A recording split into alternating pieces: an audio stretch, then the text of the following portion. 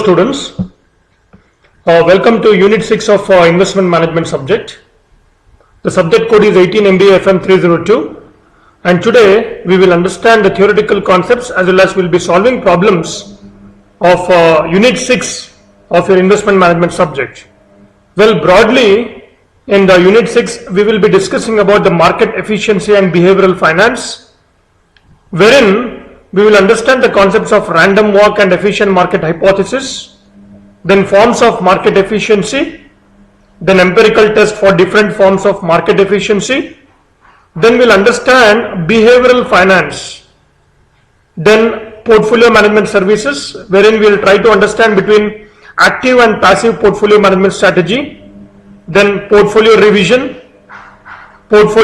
strategies, objectives, then finally we'll understand the portfolio performance evaluation, wherein we will be solving problems related to Sharpe's performance index, Trainer's performance index, and Jensen's performance index. Market efficiency and behavioral finance. In efficient markets, prices become unpredictable, so no investment pattern can be discerned, completely negating any planned approach to investing. On the other hand, studies in behavioral finance, which look into the effects of investor psychology on stock prices, reveal some predictable patterns in the stock market. So the efficient market hypothesis, EMH, has been consented as one of the cornerstones of modern financial economics. The market is efficient if the reaction of market prices to new information should be instantaneous and unbiased. So EMH, that is efficient market hypothesis, is the idea that information is quickly and efficiently incorporated into asset prices at any point in time, so that old information cannot be used to foretell future price movements.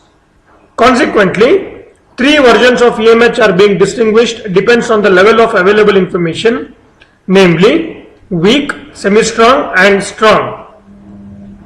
The random walk theory is based on the efficient market hypothesis, which is supposed to take three forms, that is weak form, semi-strong form, and strong form. Now students, we will understand some of the assumptions of EMH, that is efficient market hypothesis.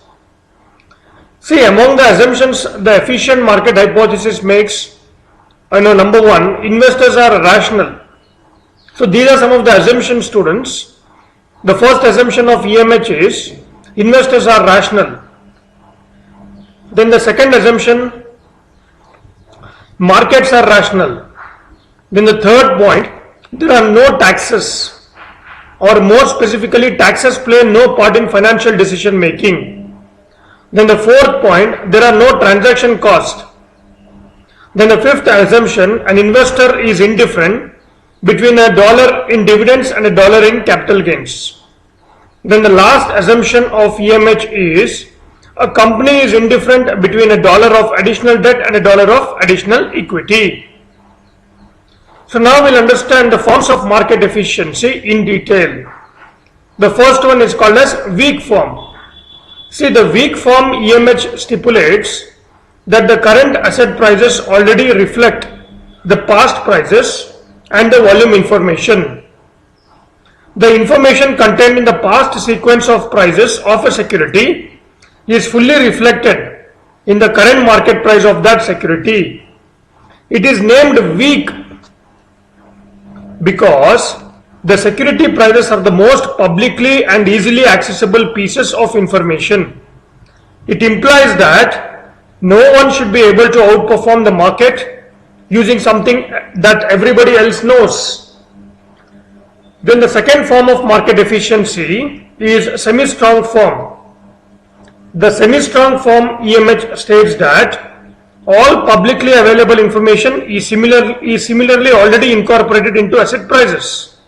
In other words, all publicly available information is fully reflected in a security's current market price, The public information stated not only past prices but also data reported in company's financial statements, company's announcement, economic factors and others.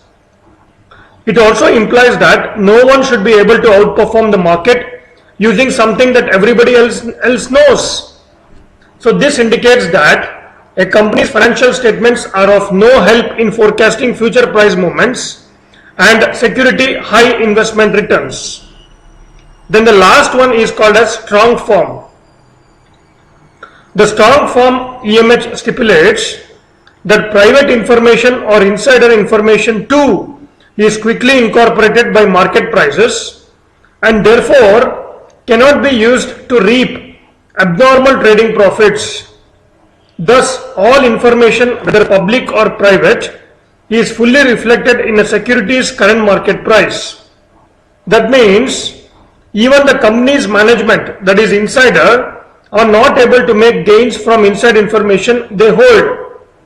They are not able to take the advantages to profit from information such as takeover decision which has been made 10 minutes ago. The semi-strong form of efficient market hypothesis could only be tested indirectly, namely by testing what happened to prices on days surrounding announcements of various types such as earning announcement, dividend announcement and stock split announcement. To test the strong form of efficient market hypothesis, even more indirect methods must be used. For the strong form, no type of information is useful. This implies that not even security analysts and portfolio managers who have access to information more quickly than the general investing public are able to use this information to earn superior returns. Therefore, many of the tests of the strong form of the efficient market hypothesis deals with test of mutual fund performance, the different degrees of market efficiency. See, in a weakly efficient market condition, the price value can be positive or negative and it could have a larger variance also. In a semi-strong efficient markets, the variance is small.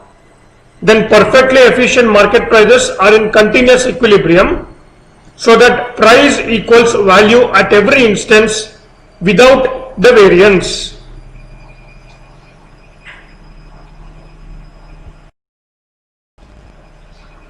Random walk and efficient market hypothesis. The random walk hypothesis is a financial theory stating that stock market prices evolve according to a random walk. So price changes are very random and thus cannot be predicted. It is consistent with the efficient market hypothesis. See, an investment theory which claims that market prices follow a random path up and down without any influence by past price movements, making it impossible to predict with any accuracy which direction the market will move at any point. See, in other words, students, the theory claims that path a stock's price follows as a random walk that cannot be determined from historical price information, especially in the short term. See, investors who believe in the random walk theory feel that it is impossible to outperform the market without taking an additional risk and believe that neither fundamental analysis, not even technical analysis have any validity. However, some proponents of this theory do acknowledge that markets move gradually upward in the long term or in the long run. The random walk theory of stock prices is a special case of the more general efficient market model or hypothesis. See, according to this theory, students, a securities market price fluctuates randomly around its intrinsic value for some of the reasons which I will be discussing now. News is generated in a random fashion, right? The news is not delayed or controlled in any systematic manner. It is widely dispersed without any cost. Then the second reason could be security analyst. They re-estimate the values of the securities affected by the new information. So there are no significant learning lags, but investors react differently. However, the reaction is immediate and continuous. Then the third reason could be security prices are not controlled by anyone, that is buyer or sellers, that is, or you can say bulls or bears. Since there are many independent buyers and sellers and there are many independent sources of opinion about security prices, the prices fluctuate freely. So security analysts rarely reach a uniform opinion about securities' intrinsic value. They may predict uniformly the direction of change but not the magnitude of it. And the last reason could be, if securities market are perfectly efficient in allocating capital, the market will be in continuous equilibrium, wherein market price is equal to the intrinsic value. Since information flow is continuous, the equilibrium will not be a static one. It is dynamic. So it is the speed of this price adjustment process which gauges how efficient market is. Then adding to this, the share price fluctuations are random and do not follow any regular pattern. So on an empirical basis, the efficient market hypothesis is closely tied to the random walk concept. See, with respect to the stock market, random walk theory simply asserts that the stock price movement do not follow any pattern or trends over the time. So past price action cannot be used to predict the future price movements. So all subsequent price changes represent arbitrary departures from the previous prices. When information arises about a stock or the market as a whole, the news spread very quickly and tends to be quickly reflected in the security prices.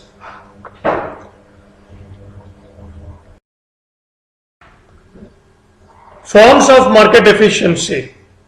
See, Yugina Pharma developed a framework of market efficiency that laid out three forms of efficiency, so which we have discussed in the earlier class, that is weak, semi-strong and strong. Each form is defined with respect to the available information that is reflected in prices or the price movements. So portfolio management strategies. Portfolio management strategies refer to the approaches that are applied for the efficient portfolio management in order to generate the highest possible returns at the lowest possible risk. So there are two basic approaches for portfolio management, including active portfolio management strategy as well as passive portfolio management strategy.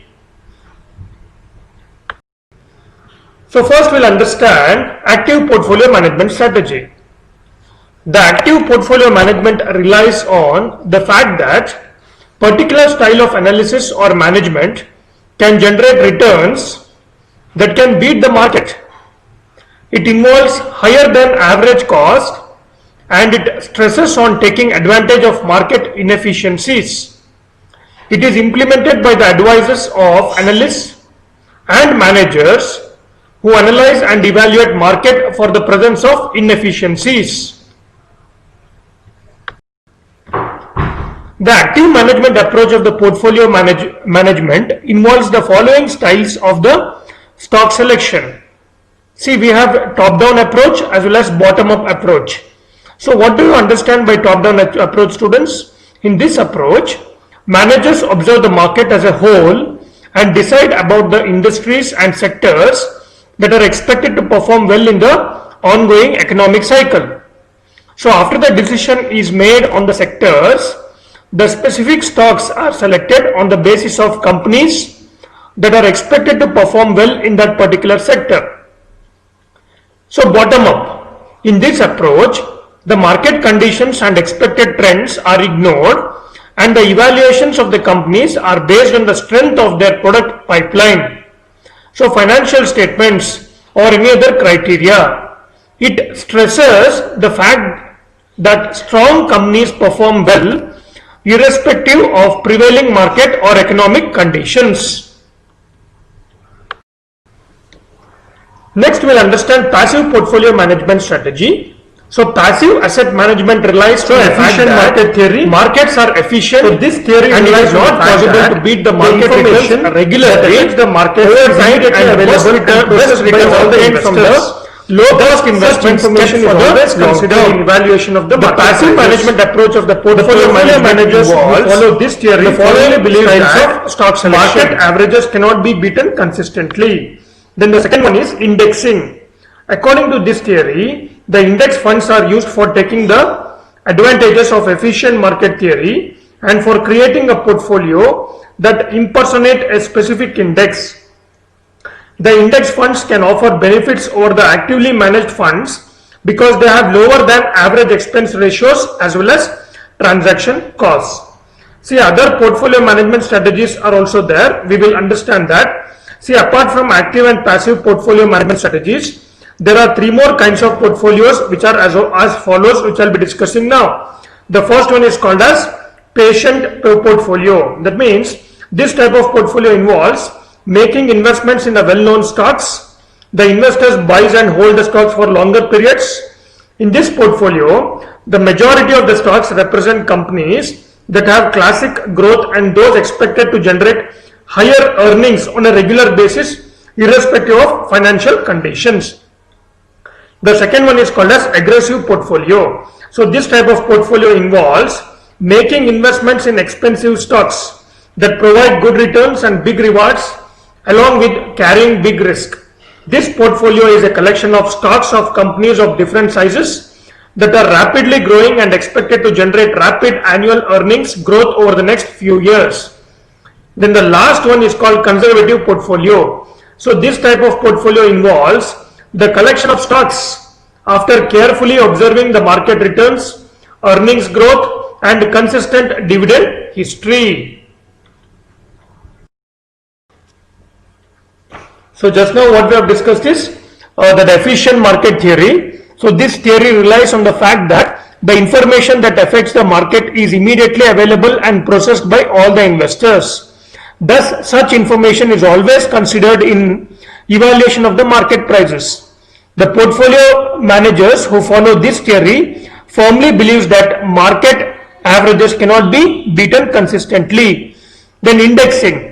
Just now we have discussed that concept in the earlier slide, students. According to this theory, the index funds are used for taking the advantage of efficient market theory and for creating a portfolio that impersonate a specific index. Apart from active and passive portfolio management strategies, there are three more kinds of portfolios, including the patient portfolio, which we discussed just now, aggressive portfolio, and even conservative portfolio. Portfolio performance evaluation. The portfolio performance evaluation involves the determination of how a managed portfolio has performed relative to some comparison benchmark. So performance evaluation methods generally fall into two categories, namely conventional and risk adjusted methods. Students, after understanding the theoretical concepts, we will solve one problem related to calculation of the Sharpe's performance index, then Trainer's performance index and Jensen's performance index. Okay. See, first we have to understand the question, analyze the problem and understand what parameters they have given, and based on that we can calculate. So the following the following information is provided regarding the performance of the funds.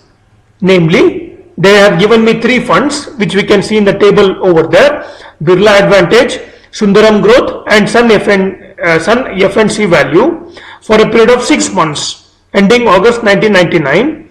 The risk-free rate of interest, that is RF, they have given students, which is equal to how much? 9. So rank them with the help of Sharpe index and discuss. So what they have given students in the table, if you can see over there, they have given portfolio return RP of 3 funds, then standard deviation of the portfolio sigma p, then the third column is beta associated with each fund. But they have asked me to calculate only Sharpe index. So how do we calculate Sharpe index? So RP, that is portfolio return minus risk-free rate of interest divided by standard deviation of the fund, right? So first we'll take Birla Advantage. So RP is what they have given in the table, that is 25.38 minus RF they have given in the problem to be equal to 9 divided by standard deviation of Birla Advantage is 4, which is equal to 4.95. Similarly, I will calculate for Sundaram Growth as well as Sun F&C.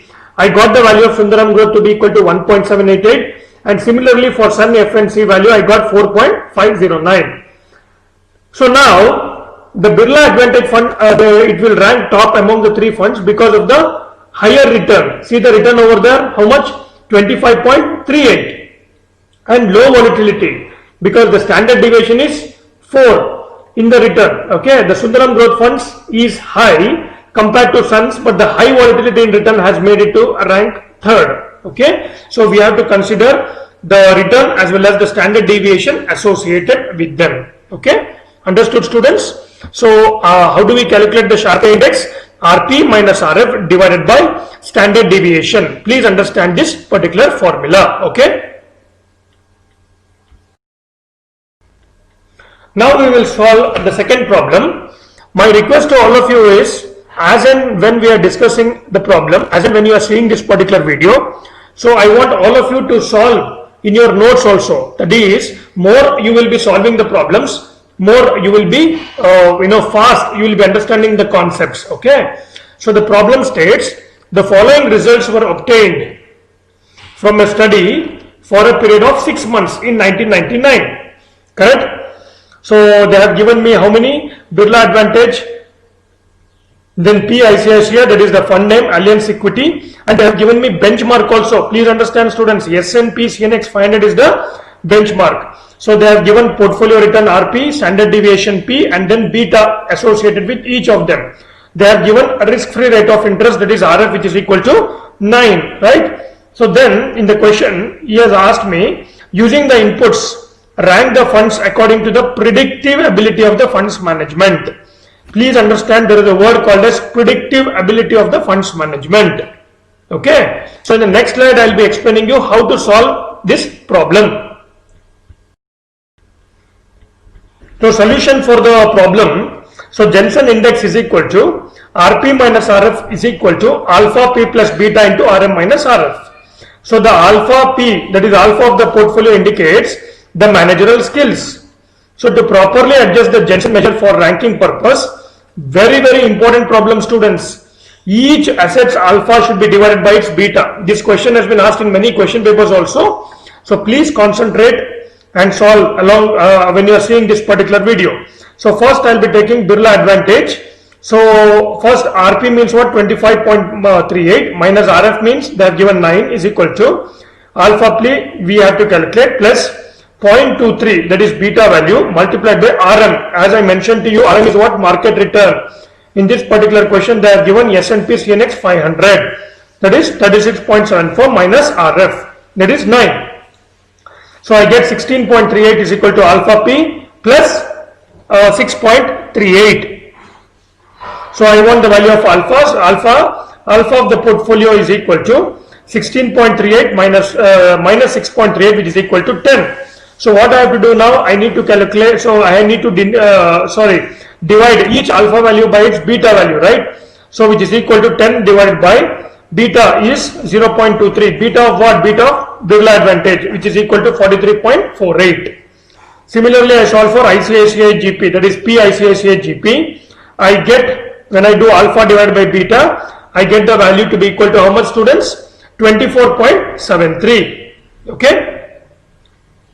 So what I am doing here, I am dividing, first I am calculating alpha, then I am dividing each alpha by its beta, which they have given in the question, right? Next we will calculate for the third fund, that is Allianz Equity, the alpha divided by beta value. So first I got alpha of Allianz Equity to be equal to 19.08, then alpha divided by beta, which is equal to 30.29. Now we have to rank it, right? So we have to rank it. So if I see for Birla Advantage, when I solved, I got alpha divided by beta is equal to 43.48, right, which is highest. Correct? So I ranked number 1. Because the return of Birla Advantage is how much? 25.38. And the standard deviation is 4, which is lesser. Correct? And similarly of Allianz, when I see alpha divided by beta value is 30.29. Whereas the portfolio return is what? 45.56. And the standard deviation is 4.31. Right? So we have to analyze properly. Okay, now we'll solve the next problem. So what they have given in the question, students? They have given the following 3 portfolios provides, the details given below, portfolio A, B, C, and they have given market. So then they have given in the second column average annual return, that is 18, 14, 15, 13. Then they have given the standard deviation of each, portfolio, that is A, standard deviation of A is 27, 18, 8 and 12. Then in the fourth column, they have given the correlation coefficient of A, B and C, that is 0.8, 0.6 and 0.9. Then they have given one more parameter here, that is the risk-free rate of interest to be equal to 9. So first thing what they have asked is, we have to rank these portfolios using Sharpe's and Trainer's methods. Then compare both the indices, right? Now, Sharpe index we can calculate easily, no? That is RP minus RF divided by standard deviation. Right. So in the next slide, I'll be explaining you the solution for this particular problem. Students, again, this is one of the most important problem because in many of the question papers, such similar problems have been asked. So first we will calculate the Sharpe's value, that is RP minus RF divided by standard deviation. So for portfolio A, I got 0.333. For portfolio B, I got 0.277. For portfolio C, I got 0.75. So the ranking order is what? C, A and P. Now coming to the next calculation of Trainer's performance index, students. So how do we calculate Trainer's performance index? What is the formula used? RP minus RF divided by beta of the portfolio, right? Please understand, Sharpe's is RP minus RF divided by standard deviation of the portfolio. Whereas beta is what? RP minus RF divided by beta of the portfolio. But see, in this problem, they have not given me the beta value, correct? So we have to calculate the value of beta. So how do we calculate the value of beta? Using correlation coefficient. Please mark it in your notes over there. So when the beta is not given, especially in such problems, so beta is equal to correlation coefficient multiplied by standard deviation of the portfolio divided by standard deviation of the market, right? That is R multiplied by standard deviation P divided by standard deviation M, that is standard deviation of the portfolio divided by standard deviation of the market. Now when we calculate for portfolio A, so the correlation coefficient what they have given in the problem is how much? 0.8, right? So 0.8 multiplied by, so what is the standard deviation they have given in the problem? That is 27, right? For A I am speaking about.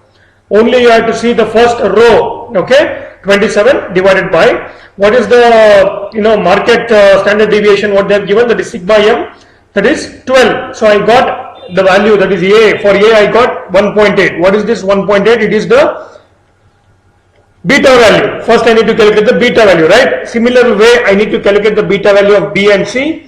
I got for B to be equal to 0.9 and similarly for C I got the value to be equal to 0.6. Correct? Now after calculating the values of beta, directly apply to the formula. So how do we calculate the Trainer performance index for portfolio A? That is RP minus RF divided by beta. So what is RP there? 18 minus RF is how much? 9 divided by beta is how much? Just now we have calculated, right? 1.8, which I got the value to be equal to 5. Similarly, the Trainer's Trainer's value for B portfolio is 5.56 and Trainer's value for C portfolio is 10. So what is the ranking order, students? The ranking goes like this: C, B and A. Correct? See, the order of B and A get reversed in the Trainer's index.